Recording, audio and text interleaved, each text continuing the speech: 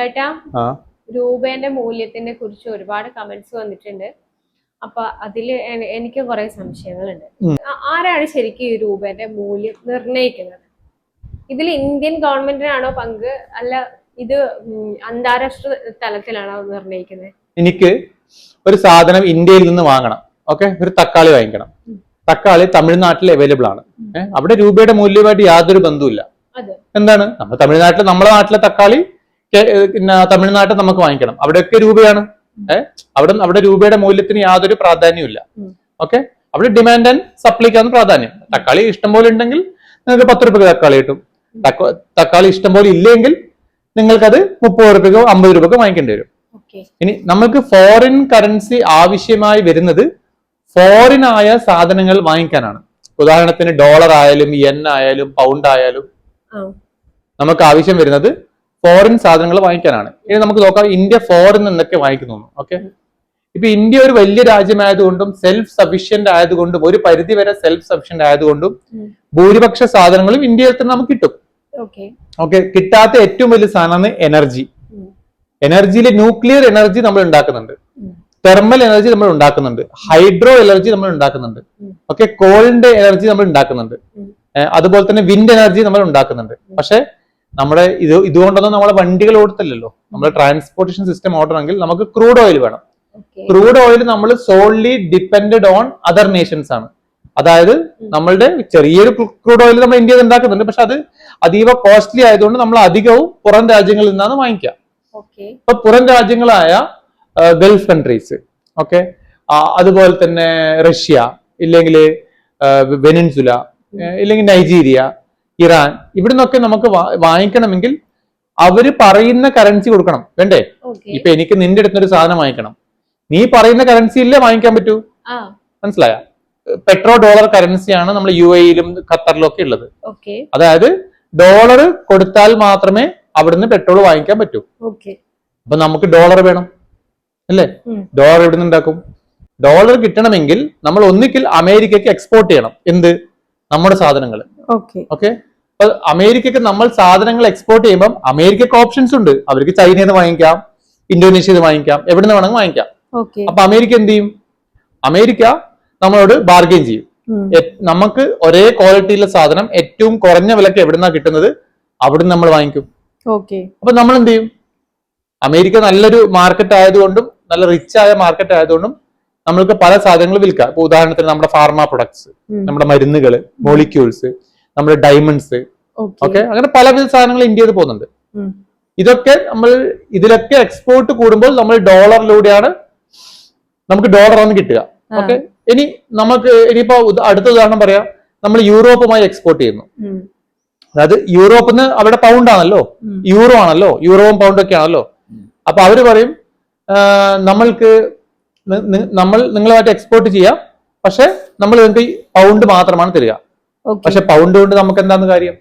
അപ്പൊ നമ്മൾ പറയും പറ്റില്ല, നമുക്ക് ഡോളർ വേണമെന്ന് പറയും. ഒരു രാജ്യവും ഡോളർ കളയാൻ നോക്കില്ല. കാരണം വെച്ചാൽ അവർക്ക് ഡോളർ കൊടുത്താലേ ഈ ബാക്കി പല സാധനങ്ങളും കിട്ടും.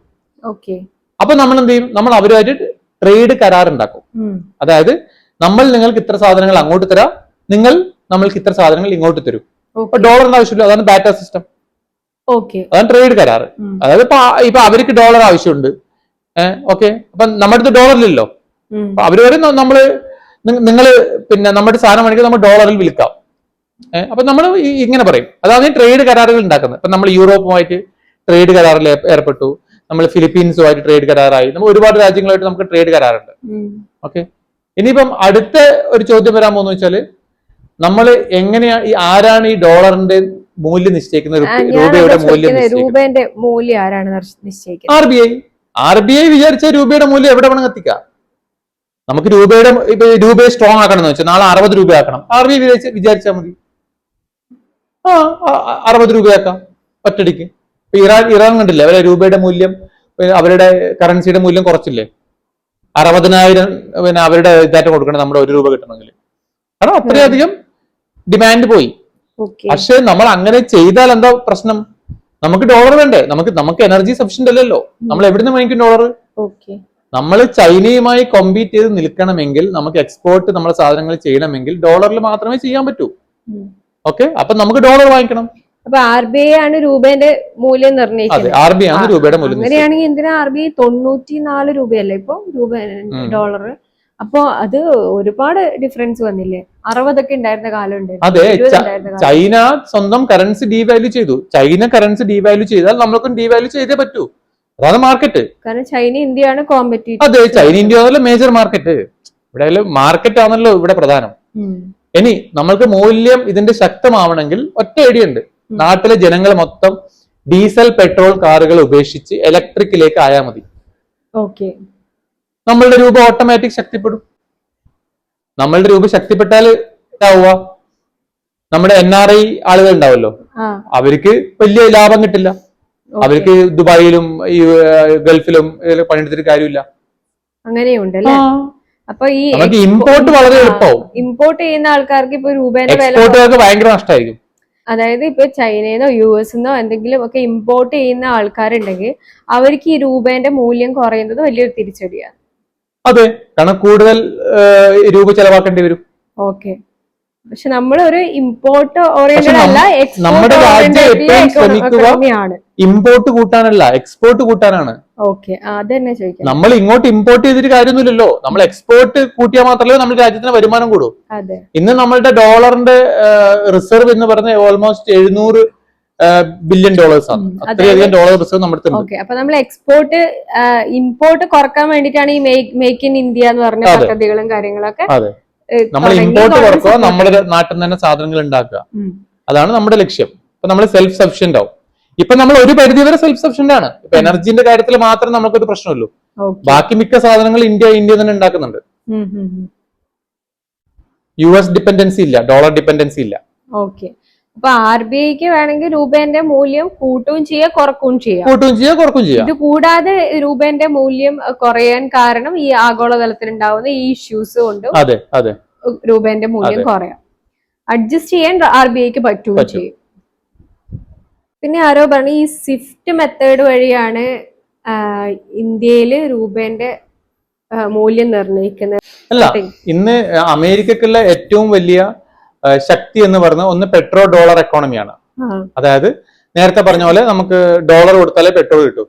അതുപോലെ തന്നെ അമേരിക്കക്ക് വേറെ സുപ്രമേസി ഉണ്ട്, അതാണ് സ്വിഫ്റ്റ്. അതായത് നമ്മൾ മണി ട്രാൻസ്ഫർ ചെയ്യണമെങ്കിൽ അമേരിക്കൻ നിർമ്മിത സ്വിഫ്റ്റ് ട്രാൻസ്ഫേഴ്സ് വഴിയും അതുപോലെ പേപ്പാൽ വഴിയൊക്കെ നമുക്ക് ട്രാൻസ്ഫർ ചെയ്യാൻ പറ്റും. പൈസ ട്രാൻസ്ഫർ ചെയ്യണ്ടേ? അതിൽ അവരുടെ അടുത്താണ് അതിന്റെ കൺട്രോൾ ഉള്ളത്. അതുകൊണ്ടാണ് ഇപ്പൊ സാങ്ഷൻ വരുമ്പോൾ റഷ്യക്കൊക്കെ വേറെ പല റൂട്ടുകളിലൂടെയും പൈസ ട്രാൻസ്ഫർ ചെയ്യേണ്ടത്. ഉദാഹരണത്തിന് നമ്മൾ റഷ്യന്ന് എണ്ണ മേടിച്ചു റൂബിളില്. ഓക്കെ, നമുക്ക് അവർക്ക് റൂബിൾ കൊടുക്കണ്ടേ? എങ്ങനെ കൊടുക്കുക? സ്വിഫ്റ്റ് ഒക്കെ അമേരിക്കയുടെ കൺട്രോളിലാണ്.